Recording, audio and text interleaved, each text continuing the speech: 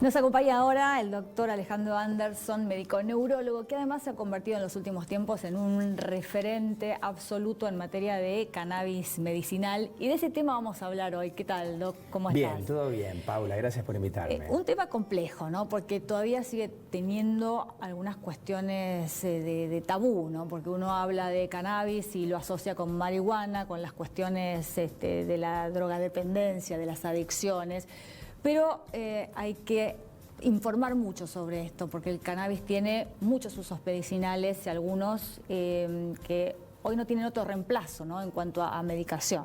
Son 90 o 100 años de mala prensa que tenemos que revertir y eso toma tiempo. Pero evidentemente que ya la ola está en movimiento, se está abriendo camino y los países del planeta, algunos más tempranamente, otros más tardíamente, se van acercando al cannabis medicinal y cada uno va armando la reglamentación según sus problemas y según su cultura.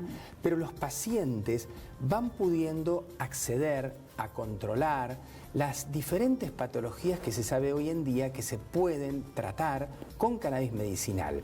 Y siempre recordamos a la gente que no hay un cannabis medicinal, sino que son muchos. La planta tiene 750 sustancias químicas diferentes, entonces uno puede hacer formulaciones diferentes cannabis, no solamente de la forma química y la composición, sino de la forma farmacéutica, porque podemos tener aceites, pero podemos tener un spray, una solución que se vaporiza, un parche, una cápsula, una crema. ¿Para qué sirve hoy el cannabis medicinal? ¿Para qué la ciencia va registrando o avanzando con el cannabis medicinal? ¿Para qué enfermedades? La lista es muy larga, pero yo te cuento las principales. Entonces tenemos, por un lado, la epilepsia, que fue mi puerta de entrada al cannabis medicinal. La epilepsia refractaria, la que no puedes controlar mediante los antiepilépticos clásicos. Pero ahí viene la importancia, ¿no?, del cannabis medicinal, porque sirve para paliar, si no curar, algunas enfermedades que no tienen otro tipo de medicación, ¿no?, que ayude. Claro, por supuesto, porque uno en general siempre empieza con la medicación que tiene una evidencia tipo A. Pero no todo lo que tiene una evidencia tipo A le soluciona el problema a los pacientes o a la gente. Entonces uno tiene que ir recurriendo a otro tipo de arsenal terapéutico. Y allí viene el cannabis medicinal, que no quiere reemplazar nada, sino que se quiere integrar al resto de los medicamentos de los cuales disponemos los médicos para tener otra alternativa. Entonces el paciente que no responde a la epilepsia refractaria lo puedes tratar mediante un cannabis rico en CBD, por ejemplo. Pero también tenés los pacientes que tienen dolor. El dolor oncológico, cuando no se logra paliar, médicos paliativistas, con los opiáceos podés agregar cannabinoides. El dolor no oncológico, o sea, fibromialgia, neuropatías, neuralgias, por ejemplo, del trigémino, de herpes zóster, etcétera, lo podés controlar. Los pacientes que tienen autismo, los pacientes que tienen trastornos generalizados del desarrollo, también se puede emplear como producto para el control de los trastornos del sueño o del insomnio, trastornos de ansiedad generalizada. Hay protocolos en desarrollo incluso para esquizofrenia, para psicosis. También tenés el mundo de los movimientos anormales, donde nos encontramos con el Parkinson, las coreas, el Tourette. La lista es una lista realmente muy amplia. Yo te podría mencionar entre 40 y 50 patologías o síntomas que podemos tratar con estos productos. Y muchos caen dentro de mi especialidad, la neurología, pero otras patologías caen dentro de otras especialidades, como son la oftalmología, la dermatología. ¿Y en qué estadio está la comprobación científica de que es efectivo el cannabis medicinal para este tipo de tratamientos? Bueno, se va avanzando. Vos tenés como un abanico y en una punta del abanico tenés lo que está realmente demostrado. Claro, vos sabés que podés, y la FDA incluso aprobó para niños mayores de 2 años el uso del cannabis medicinal rico en CBD si el paciente tiene una epilepsia refractaria. También está muy demostrado el uso de un mix, una mezcla de CBD con THC, un cannabis que llaman Nabiximol, para los pacientes que tienen espasticidad por esclerosis múltiple. También está muy demostrado todo este tema del dolor que te conversaba.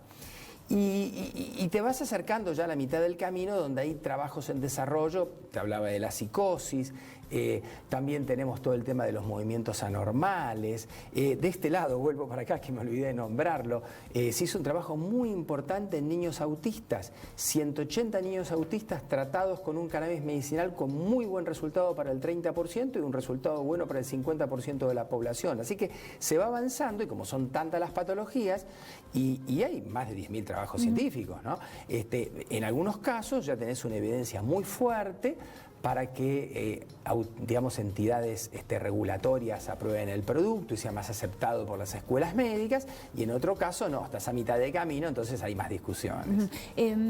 ¿Cómo estamos en nuestro país hoy por hoy con respecto al cannabis medicinal? ¿Se puede conseguir? ¿Está aceptado? Y en nuestro país, a los fines prácticos, estamos como complicados, porque al día de hoy un cannabis rico en CBD por epilepsia uno puede tramitarlo a través del ADMAT, pero uno se encuentra con que tiene que acceder a un producto industrial y extranjero muy costoso para la mayor parte de la población. No tiene cobertura. Además no tiene cobertura. Estamos hablando de que un frasco de aceite puede estar entre los 100 y los 300 y pico de dólares. Es muy costoso cuando vos tenés algo fijo, algo que tenés que comprar permanentemente y a largo plazo. ¿Por cuánto tiempo nos duraría un frasco de aceite? Depende del paciente, es muy variable. Presente la idea de que 1 o 2 frascos por mes, depende del paciente, si es un niño, si es un adulto. Claro. Es muy costoso. Entonces, ¿cuáles son las opciones? Uno se encuentra que los pacientes, cuando me vienen a consultar como endocannabinólogo, a veces no hacen todos los trámites, traen el producto de otro lado, o se los trajo algún familiar, por ejemplo, de algún país europeo, de otro lugar, o bueno, de Sudamérica también.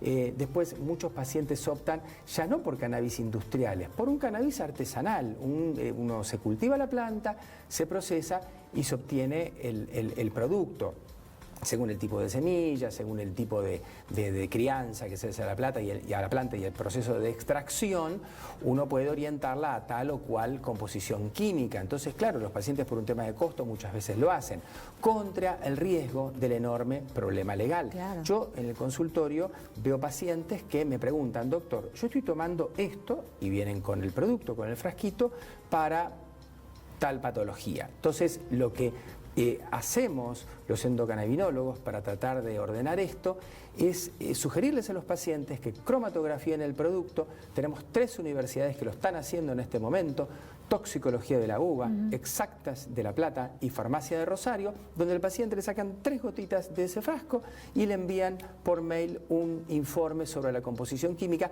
y para nosotros es una herramienta imprescindible para poder adecuar la posología. Pero fíjate vos, qué curioso, ¿no? El paciente viene con un producto de un origen que no es legal, y sin embargo nosotros nos mandamos a una universidad. Se puede analizar. Bueno, sí, todavía queda mucho camino por recorrer en materia legal. Porque claramente es un tema social. Es un tema social. Ahora, ¿tiene alguna contraindicación o algún efecto adverso colateral? Sí, es un medicamento más, Paula. ¿Qué quiere decir? Que vos tenés que conocer el paciente, tenés que saber si la enfermedad que él te dice que tiene es la que tiene, cuáles son los otros productos que toman para que no interaccionen con el cannabis. Conocer, por ejemplo, si el paciente tiene o no una insuficiencia hepática, que te invalidaría la indicación porque se metaboliza mucho con unas enzimas de citocromo P450 que están en el hígado.